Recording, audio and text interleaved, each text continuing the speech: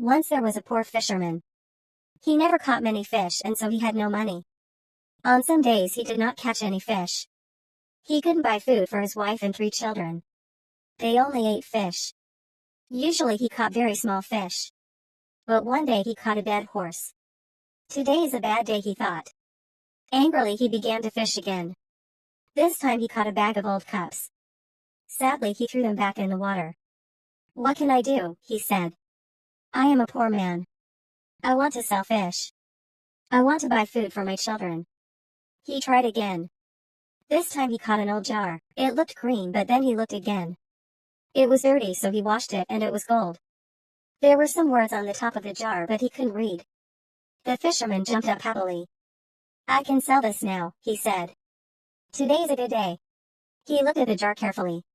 Perhaps there is something inside, he thought. "I'll open it." So he opened the jar and looked inside. Suddenly white smoke came out of the jar and a great giant appeared.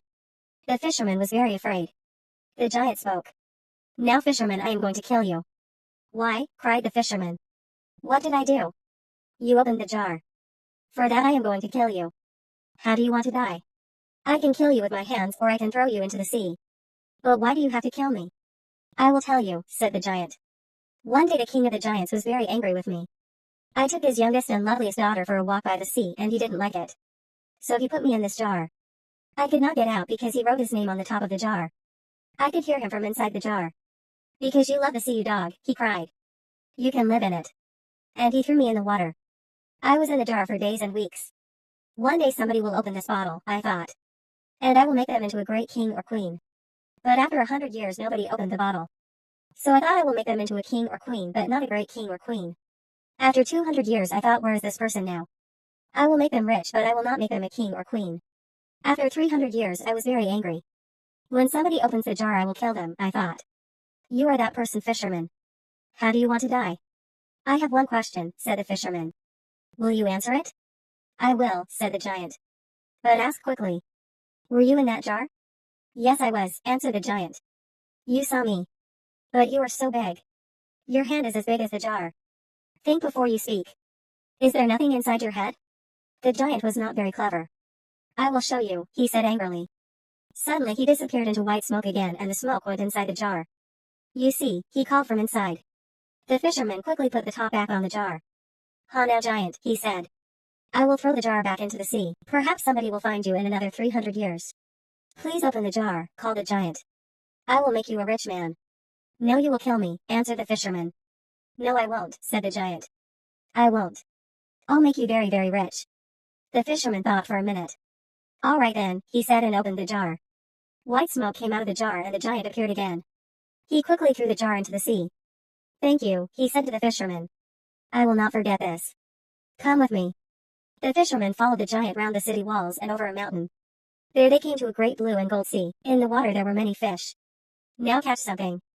I will watch you, said the giant. In no time the fisherman caught 3 fish.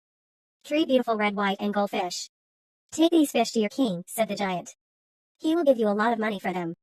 The giant disappeared and blue and gold smoke went into the ground. When the king saw the fish he said to the fisherman, Those are beautiful fish. I will give you gold for them. Then he said to his servant, Take these fish to the cook. We will eat them today. The fisherman took his gold home to his family. They ate a wonderful dinner of bread, meat, fruit, vegetables, and no fish. For the first time in their lives they were not hungry. The king's cook put the fish over the fire. They started to cook. Suddenly the smoke from the fire went blue and gold and a strange woman appeared in the kitchen. She spoke to the fish. Fish, fish, are you doing your work? The fish did not answer. Then their heads went up and they said, We are and we are happy. The strange woman pushed the fish into the fire. The smoke from the fire went blue and gold and the woman disappeared into it. The king and his servant came into the kitchen. I am waiting for the fish. Where are they? He said to the cook. He saw that the fish were in the fire and he could not eat them. The cook told him about the strange woman. The king wanted to see the woman so he sent for the fisherman. Bring me 3 more fish, he said. When the fisherman came back with 3 more fish the king gave him more gold. The cook put the fish over the fire. This time the smoke from the fire went red and gold and a big man with red hair appeared. Fish, fish, are you doing your work? The fish answered. We are. And we are happy.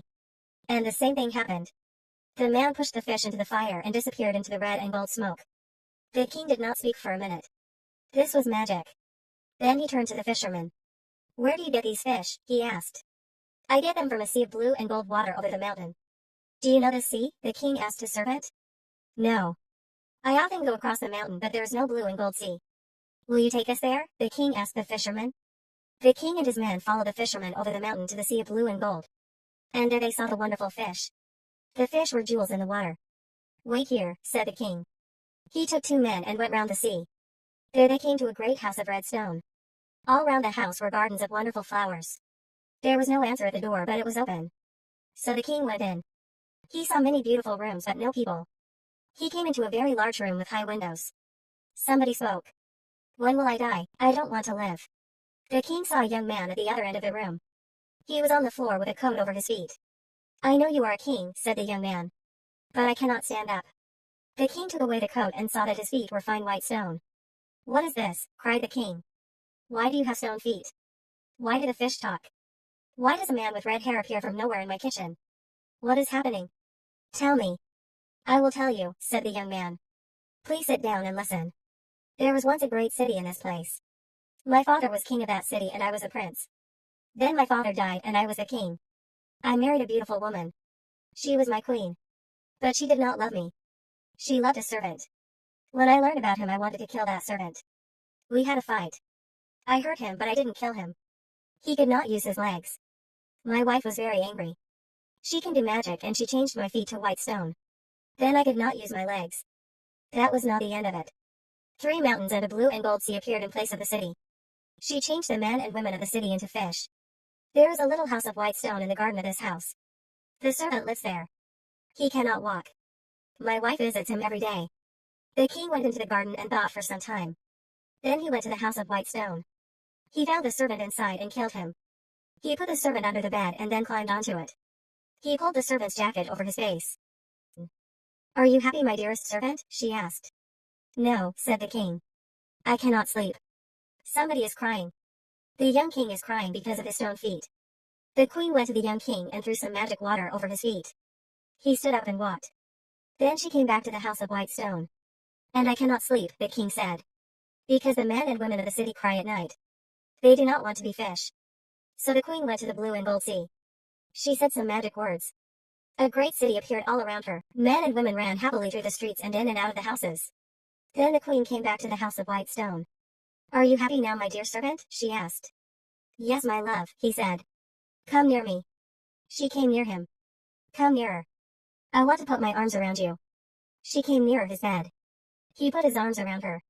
In one hand he had a knife and he killed her. He went back to the young king. Your queen is dead. The city and its people are living. The older king and the young king were friends after that. One city helped the other city. But nobody ate fish again. The fisherman and his family were happy. The 2 kings sent them gold and beautiful things. They were never hungry again.